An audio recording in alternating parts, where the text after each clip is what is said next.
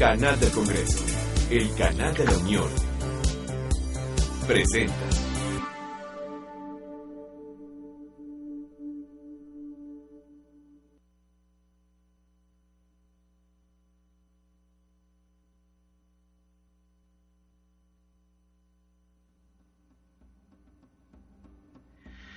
La historia del Congreso mexicano es en sí la historia misma de nuestras ideas.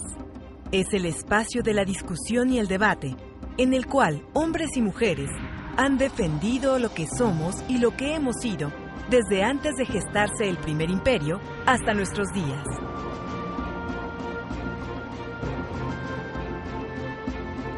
Es en este sentido que la historia constitucional y parlamentaria es pieza clave para comprender el proceso de construcción de la patria, aquella por la cual morir es nada, si por ella se entrega la vida, según aseveró el padre de nuestro Congreso mexicano, el generalísimo don José María Morelos y Pavón.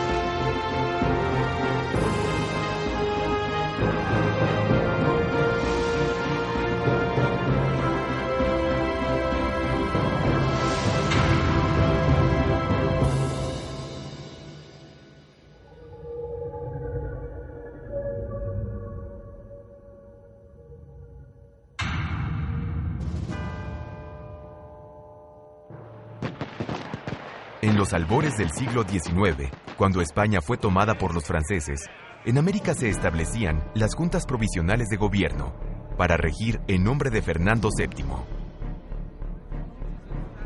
En la Nueva España, los intentos por formar una junta representativa del reino quedaron solo en un proyecto al cual acudieron, por un lado, los criollos adscritos al ayuntamiento, quienes defendían el principio de soberanía de la Nueva España, y por otra parte, los funcionarios de la audiencia, conformada por autoridades civiles y eclesiásticas.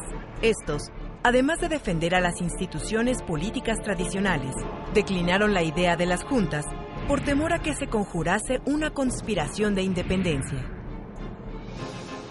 La consecuencia de esta intentona política concluyó con la destitución del virrey Iturrigaray, quien apoyaba al ayuntamiento y el encarcelamiento de algunos de sus miembros, como Juan Francisco Azcárate, Melchor de Talamantes y Francisco Primo de Verdad. La sede de aquellas reuniones fue el recinto de cabildos del ayuntamiento de la muy noble y leal Ciudad de México, año 1808.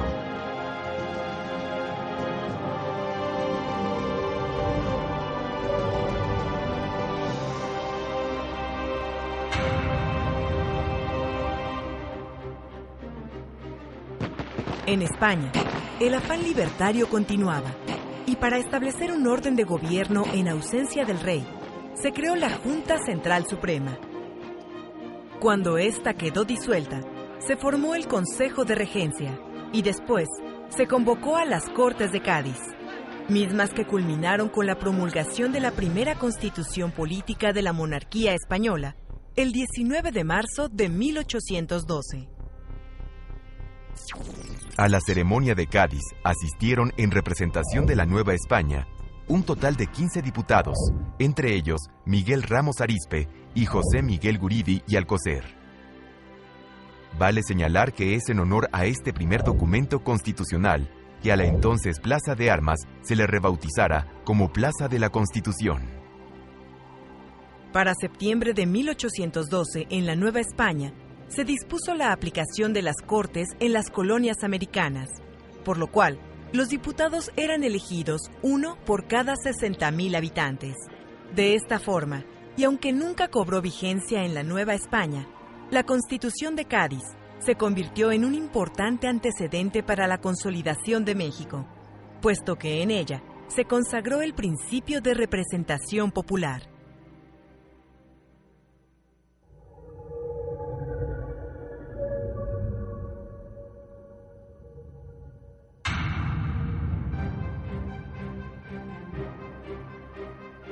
Entre 1809 y 1810, las ideas libertarias en la Nueva España latían en la voz, el pensamiento y las acciones de los conspiradores de Valladolid y Querétaro.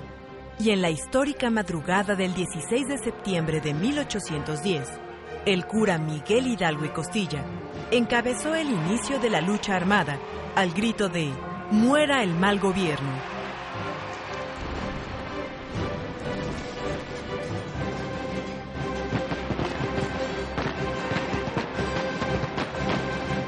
Durante el proceso de guerra y para restaurar la vida del pueblo y sus derechos fundamentales, Hidalgo proclamó el decreto contra la esclavitud, las gabelas y el papel sellado, el 6 de diciembre de 1810 en la ciudad de Guadalajara. Para fortalecer al movimiento, Ignacio López Rayón convocó en San Juan Zitácuaro a los principales líderes de la lucha, entre ellos Allende y Aldama, quienes ya no tuvieron tiempo de acudir, pues fueron capturados y fusilados en junio de 1811. Con López Rayón como presidente, José María Lisiaga y José Sixto Verduzco como vocales, el 19 de agosto del mismo año, en una casa sencilla de adobe, se fijó la ordenanza de la Suprema Junta Gubernativa de América o Junta de Zitácuaro.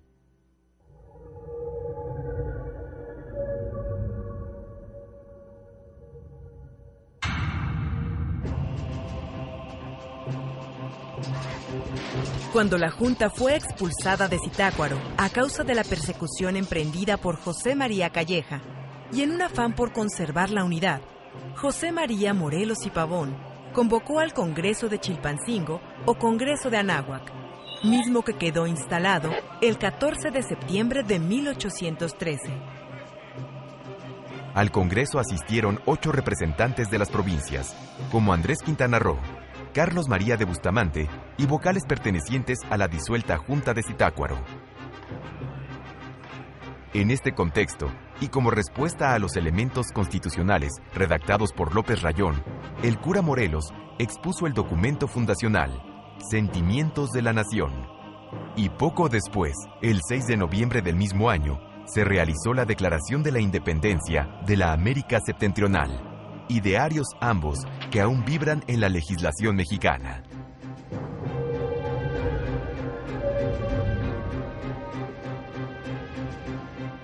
La soberanía dimana inmediatamente del pueblo, el que solo quiere depositarla en el Supremo Congreso Nacional.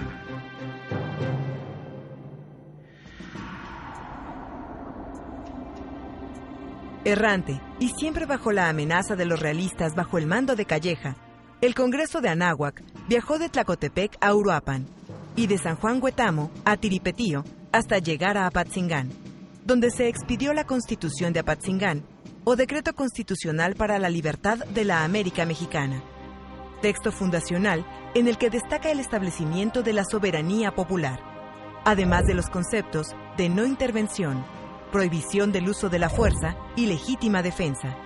Fecha de expedición, 22 de octubre de 1814. Este Supremo Congreso Mexicano estuvo compuesto por diputados elegidos uno por cada provincia y asumió el mismo rango de autoridad del Supremo Gobierno y el Supremo Tribunal de Justicia.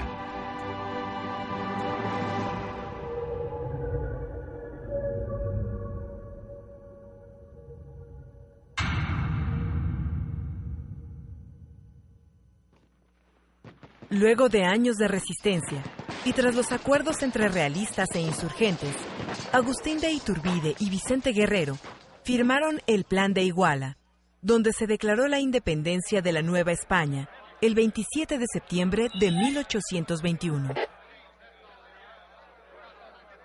El primer gobierno a cargo de Agustín de Iturbide tuvo un carácter monárquico constitucional moderado, cuyo poder legislativo fue depositado en la Junta Provisional Gubernativa o Junta Nacional Gubernativa.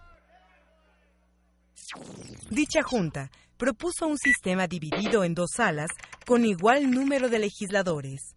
En teoría, la segunda sala revisaría las propuestas hechas por la primera.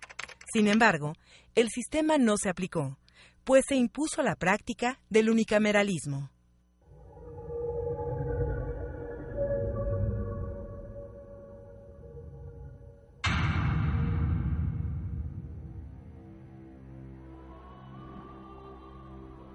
El 24 de febrero de 1822, el primer Congreso del México Independiente reunió a 102 diputados en el Palacio Imperial, siendo la catedral sede para su instalación oficial. En este espacio, los legisladores juraron guardar la independencia y conformar la Constitución bajo el Plan de Iguala y los Tratados de Córdoba, estableciendo de esta forma la separación de los poderes legislativo, ejecutivo y judicial. Acto seguido, los legisladores recorrieron las calles del Reloj y de la Cerbatana hacia su primer recinto de sesiones, el templo jesuita de San Pedro y San Pablo. Poco duró la algarabía parlamentaria, pues el Congreso fue disuelto por Iturbide I, quien creó un órgano de representación de carácter provisional denominado Junta Nacional Instituyente. Tras la caída de Iturbide, gracias al plan de Casa Mata, liderado por Antonio López de Santa Anna, junto con otros antiguos insurgentes como Guadalupe Victoria, Nicolás Bravo y Vicente Guerrero, el 5 de noviembre de 1823, se logró reinstalar al Congreso Constituyente con un total de 16 diputaciones repartidas entre centralistas y federalistas. Su misión, redactar y promulgar una nueva Constitución Federal para los Estados Unidos mexicanos.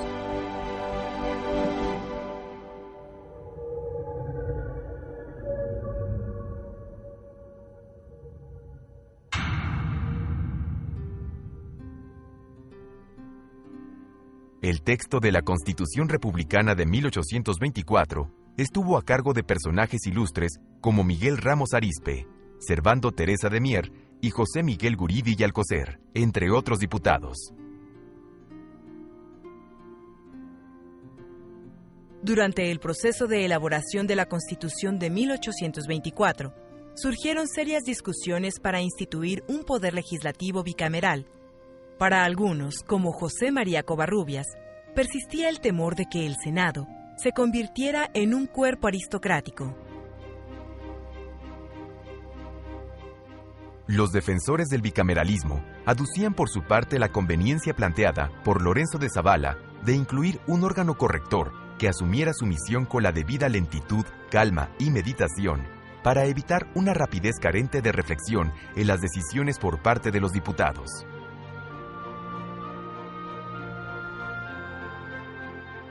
Así, en el seno de acalorados debates y cobijados por el techo del antiguo Colegio Jesuita de San Pedro y San Pablo, se promulgó el 4 de octubre la Constitución Federal de los Estados Unidos Mexicanos de 1824. Con 171 artículos, la Carta Magna instauró por primera vez la República Representativa y Federal, constituida por 19 estados con 4 territorios, y cuyo poder legislativo era depositado en un Congreso bicameral. En la Constitución del 24, quedó asentado que la Cámara de Diputados se integraría por representantes electos a la razón de 1 por cada 80,000 habitantes. Y el territorio que tuviera más de 40,000 habitantes nombraría un diputado propietario y un suplente. Los diputados con 25 años cumplidos serían votados por el ejercicio de 2 años. En su caso, cada estado nombraría 2 senadores elegidos a mayoría por entidad federativa, los que podrían renovarse por mitad de 2 en 2 años. Y el Senado sería un cuerpo corrector de la Cámara de Diputados. Dentro del proceso de cambios, la proclamación de la Constitución de 1824 no consolidó su permanencia a causa de la oposición entre los partidos liberal y conservador. Con un gobierno en bancarrota, una sociedad disgregada y una interminable lista de rebeliones y azonadas, el país cruzó el segundo cuarto del siglo XIX sumido en la más espesa incertidumbre, misma que se vio reflejada en el peregrinar de la Cámara de Diputados que de 1829 a 1947 ocupó un salón del Palacio Nacional. Acosados además por los deseos expansionistas de las potencias que se repartían al mundo, nuestros parlamentarios se enfrentaron problemas serios como los intentos de separación de Texas y la primera intervención francesa.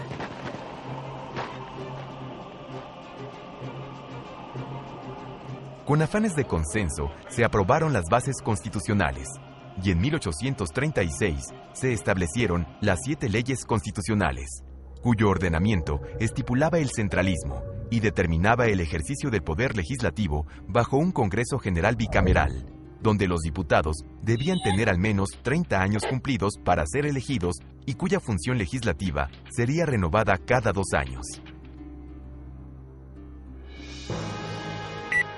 Por su parte, y aunque sin facultades legislativas, la Cámara Alta se integraría por 24 senadores, que debían contar con al menos 25 años y ser elegidos mediante las juntas departamentales, con un ejercicio renovado cada 2 años en una tercera parte.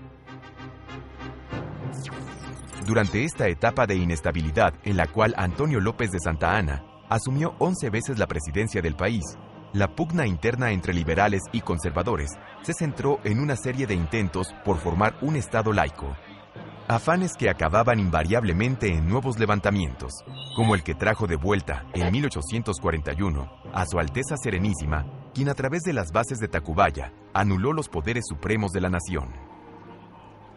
Al año siguiente, 1842, Santa Anna convocó al Congreso Constituyente para redactar una nueva legislación y dejó a Nicolás Bravo al cuidado tanto de la presidencia como de sus intereses particulares. Al notar que los trabajos parlamentarios iban en sentido opuesto a los deseos del caudillo, desconoció al Congreso y en Huejotzingo nombró una Junta de Notables o Junta Nacional Legislativa, de la cual surgieron las bases orgánicas de carácter centralista. De esta forma, fue restituido el sistema bicameral.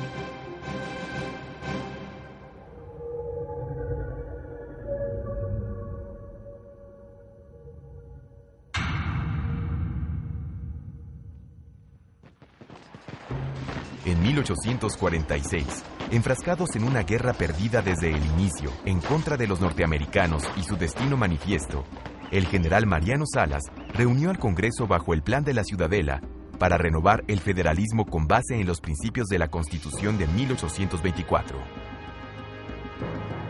Arduo trabajo constitutivo fue el de Mariano Otero, Crescencio G. Rejón, Valentín Gómez Farías y Benito Juárez, ya que el 22 de mayo de 1847 se publicó el Acta Constitutiva y de Reformas, hecho con el que se reinstalaba la Constitución Política de 1824. Para el mes de septiembre del mismo año, la Cámara de Diputados, junto con los otros poderes de la Federación, se trasladó a Querétaro, mientras que en la capital ondeaban las barras y las estrellas sobre Palacio Nacional.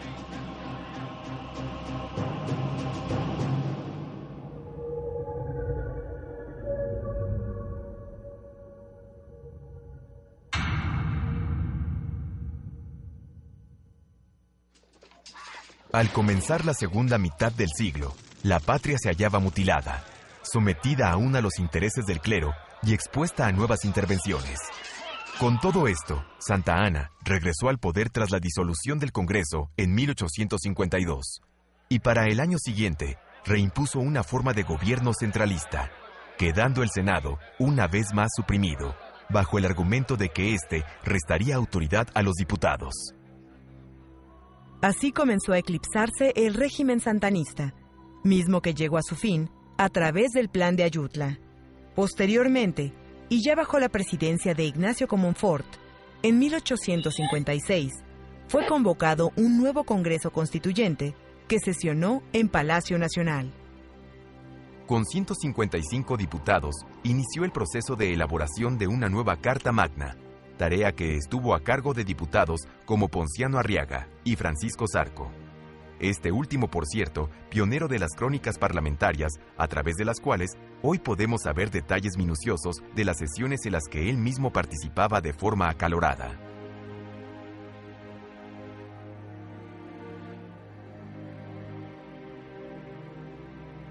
Durante el proceso de cambios, las luchas entre liberales y conservadores trajeron como consecuencia que una vez más, el 10 de septiembre de 1856, el Senado quedara extinguido. 44 votos contra 38 dejaron fuera a la Cámara Alta, Y de nada sirvieron las disertaciones sostenidas, principalmente por Francisco Zarco y Guillermo Prieto, quienes abogaron por la existencia de una segunda cámara, rechazando las imputaciones de que ésta tenía un carácter aristocrático. Por fin, la Constitución Política Federal de los Estados Unidos Mexicanos de 1857 fue promulgada el 5 de febrero. La nueva Carta Magna fue edificada sobre 128 artículos que establecían nuevamente el federalismo, incluidos 25 estados, un territorio y el Distrito Federal.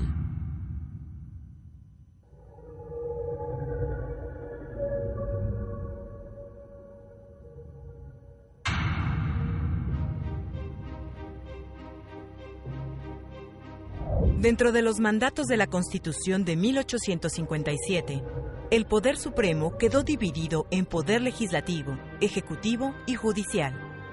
A partir de entonces, el Poder Legislativo Federal recae en una asamblea denominada Congreso de la Unión.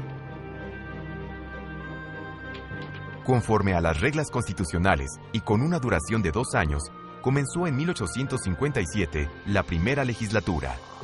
A partir de entonces, los periodos parlamentarios llevan un número ordinal sucesivo, como se conocen hasta la fecha.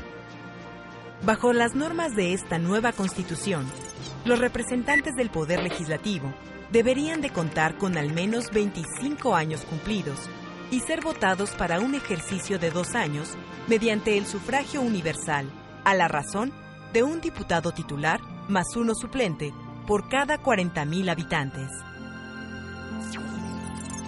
Los devaneos del presidente Comonfort, con el grupo radical conservador que encabezaba Félix Zuluaga, alimentaron un levantamiento armado más, bajo el nombre de Plan de Tacubaya. A través de este, los conservadores desconocieron la recién promulgada Constitución del 57 con todo y Congreso. Según consignó el escritor y periodista Manuel Paino, Comonfort perdió sus títulos legales de presidente por los de un común revolucionario, y de acuerdo a la ley imperante, asumió la primera magistratura el entonces presidente de la Suprema Corte de Justicia, Benito Juárez García.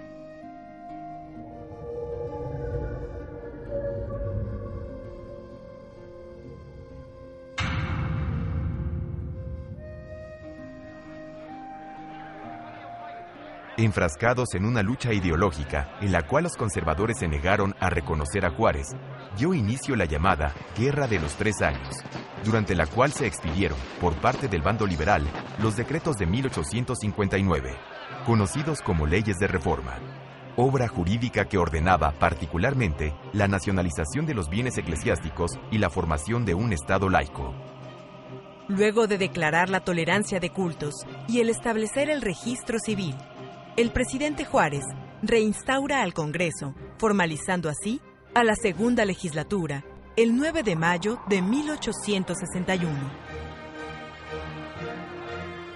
Al ver perdida la guerra, los conservadores jugaron su última carta aliándose al Imperio francés de Napoleón III, para imponer en 1864 al archiduque Maximiliano de Habsburgo. De esta forma, la intervención tripartita que amenazaba las costas del Golfo de México se redujo a concretar los deseos de Napoleón al establecer un gobierno pro-francés frente a los Estados Unidos. España e Inglaterra negociaron la salida y se retiraron. Bajo estas circunstancias, el gobierno itinerante de Benito Juárez, junto con los otros poderes, transitó de Guadalajara a Veracruz y de San Luis Potosí a Saltillo. En San Luis Potosí, la Cámara de Diputados se estableció en el Colegio Guadalupano, hoy Universidad del Estado, y en enero de 1864 se trasladó a la Casa del Obispado en Coahuila, donde se estableció la tercera legislatura, aunque solo por corto tiempo, pues en mayo el legislativo se disolvió con el fin de otorgarle facultades plenas al presidente Juárez para la defensa de México.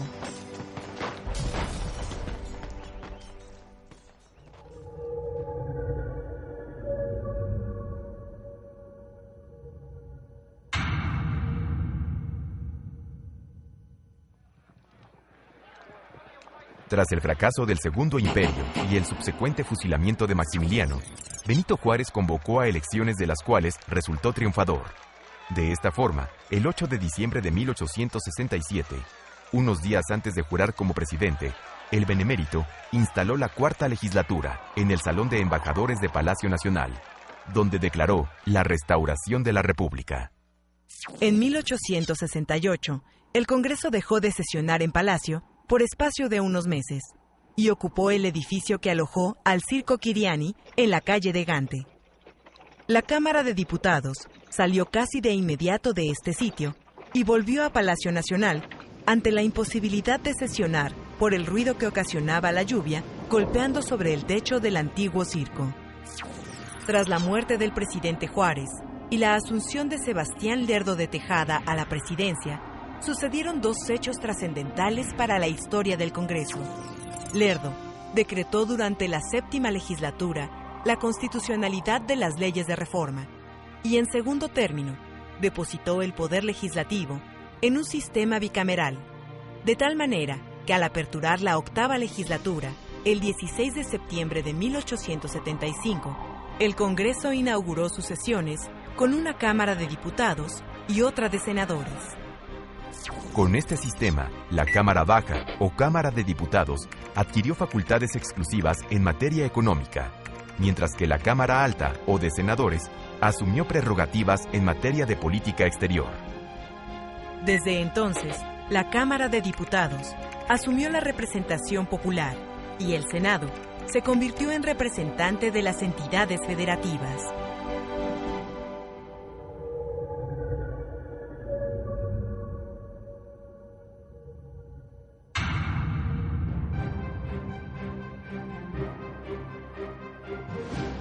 Un Congreso más robustecido no evitó que durante el último cuarto del siglo XIX se conjurara una nueva rebelión acompañada de su respectivo plan. En esta ocasión, el protagonista fue el héroe de la batalla del 2 de abril, general Porfirio Díaz, quien a través del plan de Tuxtepec y bajo la consigna de la no reelección, se las arregló para quedarse en la silla presidencial 30 años, sin tomar en cuenta el periodo de Manuel González. El fuego ha acompañado a la historia del Congreso. Una vela que cayó durante los funerales del presidente Juárez consumió el recinto donde sesionaba la Cámara de Diputados el 22 de julio de 1872.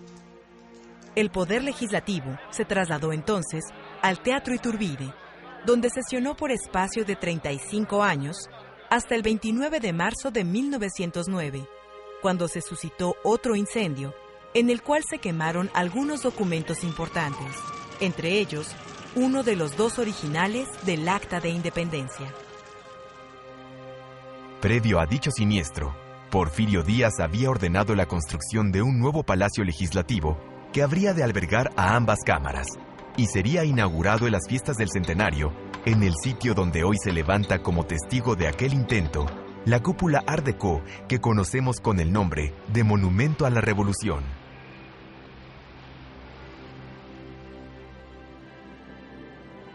Entre 1909 y 1911, el Congreso realizó sus actividades parlamentarias en el Salón de Actos del Palacio de Minería. Dados los retrasos y la cancelación final del proyecto legislativo en la Plaza de la República, se decidió rediseñar el Teatro Iturbide en su ubicación original, pero ahora combinando distintos estilos, entre ellos el neoclásico, el gótico y, desde luego, los rasgos afrancesados tan en boga.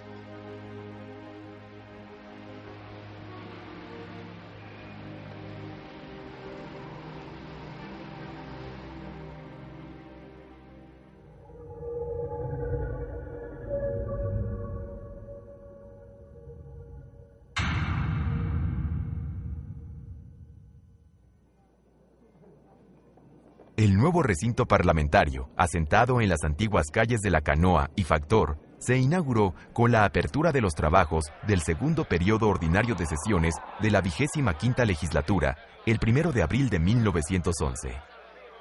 Este lugar histórico fue testigo de la derrota de Porfirio Díaz, quien bajo los principios del Plan de San Luis y la firma de los tratados de Ciudad Juárez, se vio obligado a renunciar a la presidencia de la República.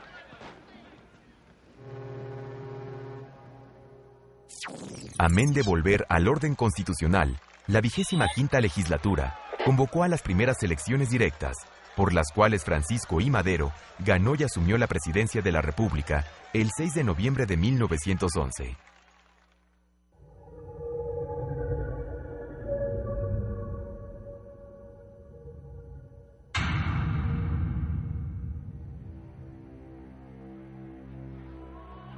El Congreso se renovó en 1912, y no obstante que la 26ª legislatura solo pudo sesionar durante 6 meses, este Parlamento protagonizó intensos e importantes debates, en los que se discutieron iniciativas como la de Luis Cabrera en torno al ejido y la de Heriberto Jara sobre la defensa del trabajo, mismas que sentaron el precedente de los artículos 27 y 123 proclamados en 1917.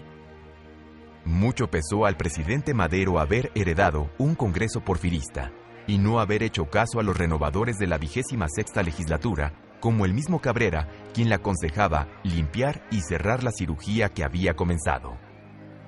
El epílogo de la presidencia maderista, junto con el destino de la tristemente célebre 26ª legislatura, se decidió tras 10 días de metralla sobre la Ciudad de México y el asesinato del presidente Madero y el vicepresidente Pino Suárez por obra del general Victoriano Huerta. A la postre, Huerta no solo mandó asesinar al senador Belisario Domínguez por haber denunciado en tribuna dichos crímenes, sino que también disolvió el Congreso y mandó a la cárcel al resto de los parlamentarios opositores. La Revolución Mexicana reabrió así la herida que Madero no cerró.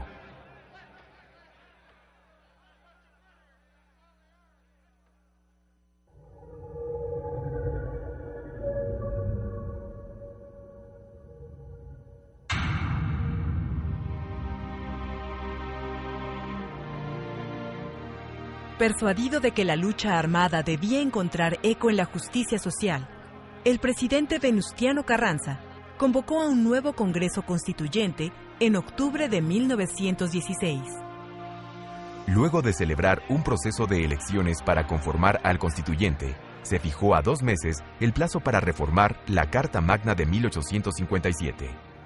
La batalla parlamentaria en el Teatro Iturbide de Querétaro se dio entre los renovadores, leales a Carranza, y los radicales o jacobinos, a quienes se deben las reformas que otorgaron a la del 17 el mérito de ser considerada la primera constitución social del siglo XX.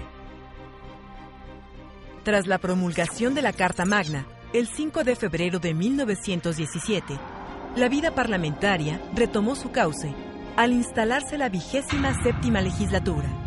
La guerra, sin embargo, no terminó sino hasta años después, en que sobrevino la etapa de creación de nuevos partidos e instituciones.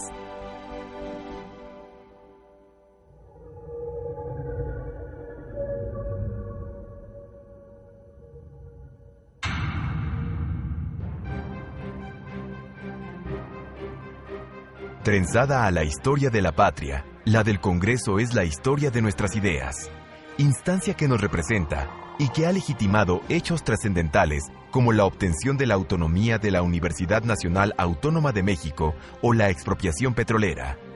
2 acontecimientos que hallaron eco en las legislaturas 33 y 37, respectivamente. Con un sentido incluyente, la 43ª legislatura incorporó a las mujeres al desempeño parlamentario. Así, lo testimonia el trabajo de la insigne Aurora Jiménez de Palacios, primera diputada que ocupó una silla en el Congreso y abrió el camino a la otra mitad de la nación para expresar con sensibilidad e inteligencia una visión del mundo con la cual el Congreso se proyectó al futuro.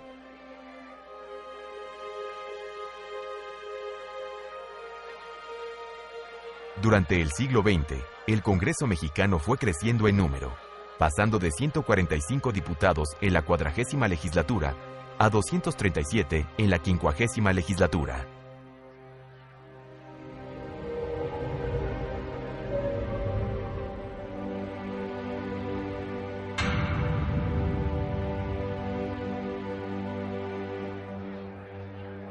El impulso de los 60s y su espíritu renovador trajo para la siguiente década la reforma que abrió las puertas hacia la legalidad a los partidos de oposición.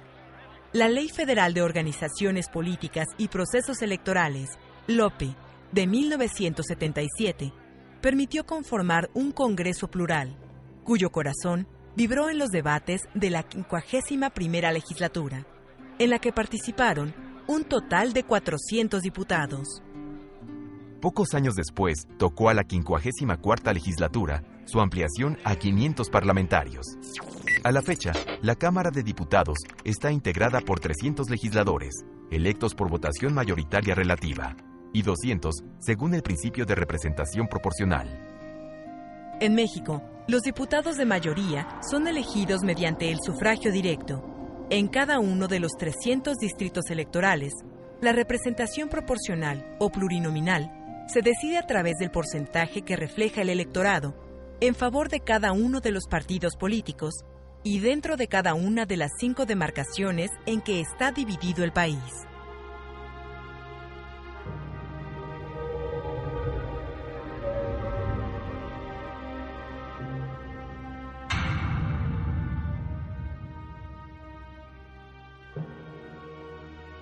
Con un Congreso robustecido, la capacidad del inmueble de Donceles quedó rebasada, por lo cual se ordenó la construcción de un nuevo recinto ubicado en los terrenos de la antigua estación ferrocarrilera de San Lázaro.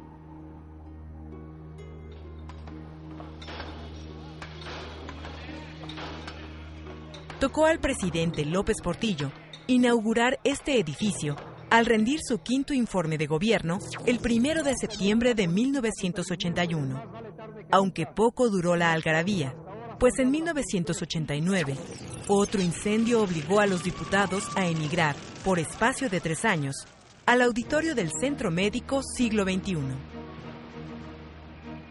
En 1992, estando en funciones la 55ª legislatura, la Cámara de Diputados volvió a sus actividades parlamentarias en el edificio de San Lázaro. Vale señalar que el proyecto y diseño del Palacio Legislativo estuvo a cargo del arquitecto Pedro Ramírez Vázquez, quien dedicó su talento a crear un espacio amplio y funcional, adecuado al ejercicio parlamentario de nuestra nación.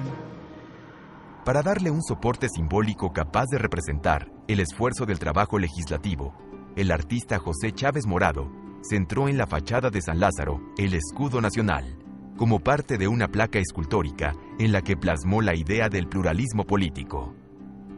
Esta es la representación de la diferencia. Los trazos del relieve y sus varias banderas nos recuerdan que en política, diferir nos permite evaluar, contrastar o crear consensos en la pluralidad. El Pleno, enfocado hacia la máxima tribuna, tiene frente a sí 2 máximas tatuadas. En la parte alta se lee a Juárez sentenciando que entre los individuos, como entre las naciones, el respeto al derecho ajeno es la paz.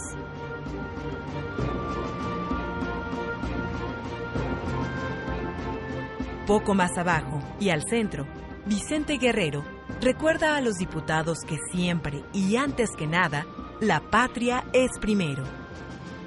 4 enormes y pálidos bloques con letras de oro, en donde aparecen los nombres de nuestros personajes históricos del Congreso mexicano, franquean a las banderas monumentales y al escudo nacional, fuerza e inspiración para la actividad que aquí se desarrolla.